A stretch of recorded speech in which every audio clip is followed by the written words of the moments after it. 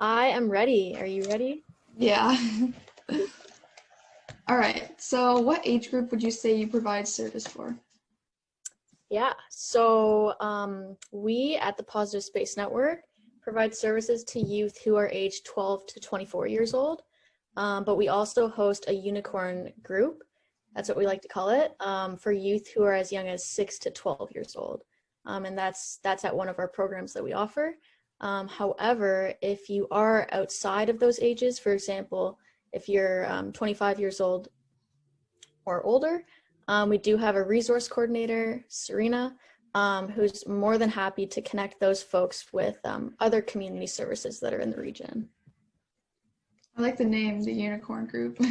Can you give us a snapshot of the programs, services, and volunteers your organization offers to young people? Yeah, of course. So PSN offers 5 different youth drop-ins per month. So 4 of these drop-ins are offered to youth who identify as 2S LGBTQ+, who are aged 12 to 24. And then one of these drop-ins is called Connections. And this program is specific for those who identify as gender expansive, trans, and or non-binary. And so of these 5 programs that we host, 2 of them are currently being offered in person, which is awesome. And so one of these 2 in-person programs takes place in Burlington, and that's for those who live in Oakville and Burlington. And then our other in-person program is held in Georgetown, and that's for our youth who live in Georgetown, Acton, and Milton. And so we're also developing a new program for cutie BIPOC folks, which is super exciting, and that is set to start in November. So those are kind of all of our programs that we're offering right now. Sounds cool. What do you want youth to get out of PSN? That's a great question. I like that.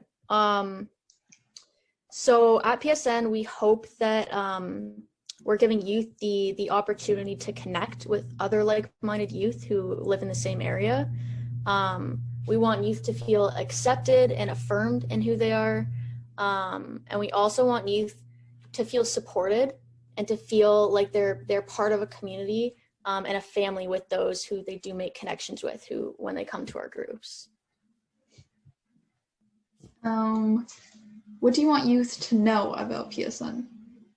Yeah, so if there's anything that I would want youth to know about PSN, number one is that PSN want youth to know that we are a safe space for 2S LGBTQ+ youth. We're a safe space for them to come to hang out, to speak to. We want you to know that you are valid and you are respected in however you identify. And we also want you to know that we're all here to best support you in whatever way that may look or whatever way that may mean to you. We love meeting new individuals who come to our programs, and we enjoy connecting with new people, and we like connecting those individuals with other like-minded youth in the area. So that's what I want folks to know. Why do you think it's important to have a community partner in services like yours? That's a great question too. So I think it's important to have services like the Positive Space Network because folks may not always feel supported or safe in the spaces that they kind of find themselves in, especially in times like what we're in now with the COVID pandemic. And so PSN is that safe space for them to come to. We have mental health specialists who attend our programs. We have crisis support. We have queer folks who facilitate and join our programs. And so that is so that folks feel like we basically set them up. We try to set them up for success if they need it, or if they have any questions about the path that they're taking, or anything about their identity, or just to hear stories from the facilitators. And yeah, so it's also worth noting that PSN can purchase gender affirming gear for folks who do need it. But I also want to mention that I think it's important to know that there are people in the community who identify like yourself, 2S LGBTQ+, and so you're not alone, even if it may feel like you are alone. There definitely are people out there who are wanting to make those connections with you and kind of share those stories with you.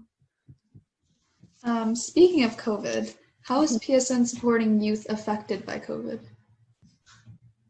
Right. So, so when the world shifted back in March, it feels like forever ago, but it also doesn't feel like forever ago.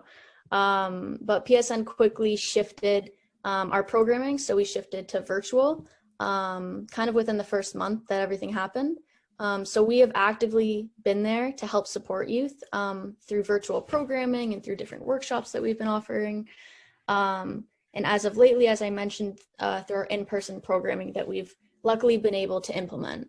And so PSN is also affiliated with the Reach Out Center for Kids. We're one of their outreach programs. And so ROC still has their walk-in services, their walk-in virtual services available.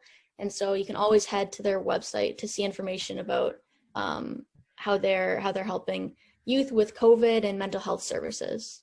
Mm-hmm.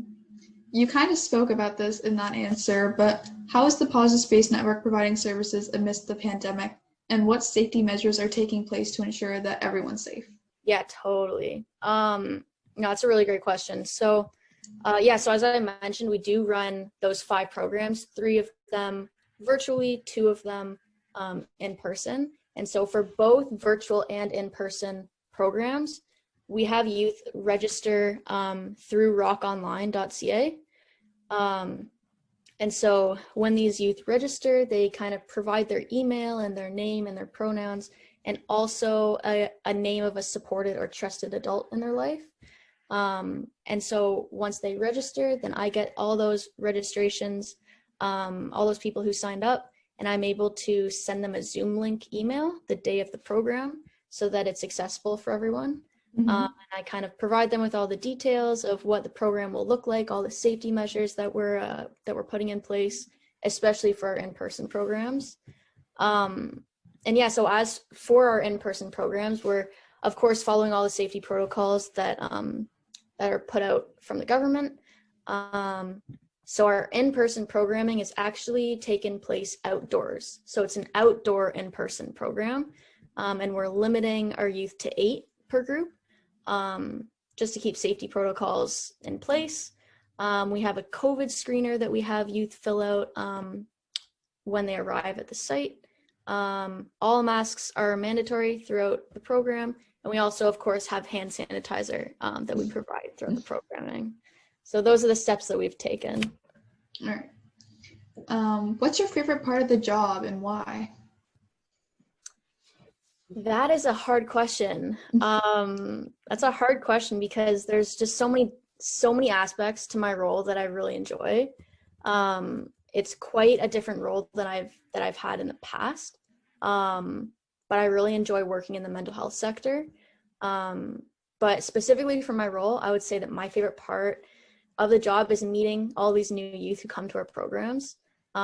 There's always new friends who are looking to join and kind of inquire and find out what PSN is all about. So I really enjoy getting to know them, learning about them, learning about their interests, and maybe sharing their story, and I can share my story.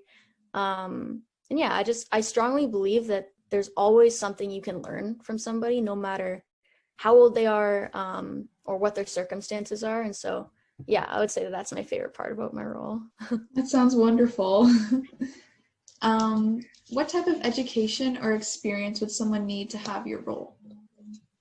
Yeah, it's also a really great question. Well, I can speak from my own education and kind of my own experience that landed me this job. So I have an undergrad in recreation therapy. And so with that program, my 2 passions are really like helping those, really just helping people through the means that they want to be helped. And so my specialty was recreation. I played baseball my whole life and I love sports. So I enjoy helping people through their interests. But yeah, I've worked with a ton of different youth in different settings. So in schools and detention centers and hospitals and camps for quite a few years now. And so after working like on the front line directly with youth. I've had a few positions as a coordinator. So before this job, I was working with the Jays Care Foundation as their program coordinator. So I would say ideally you'd have frontline experience, so like directly working with youth, they're individuals, but also that back end work, right? So kind of like coordinating events and program development. But yeah, I would say typically program coordinators or someone in my position, they're typically people who are friendly or open-minded for sure, wanting to help others, I would say, empathetic, but then I would say most importantly, passionate about the folks and the services that you do serve. Yeah. All right, well, that's all the questions that I have. I think we've reached our time limit.